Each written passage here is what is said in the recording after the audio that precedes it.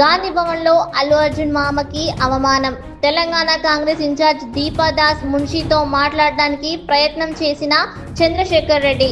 దీపాదాస్ మున్షి పట్టించుకోకపోవడంతో వెనుతిరిగి వెళ్లిపోయిన అల్లు అర్జున్ మామ.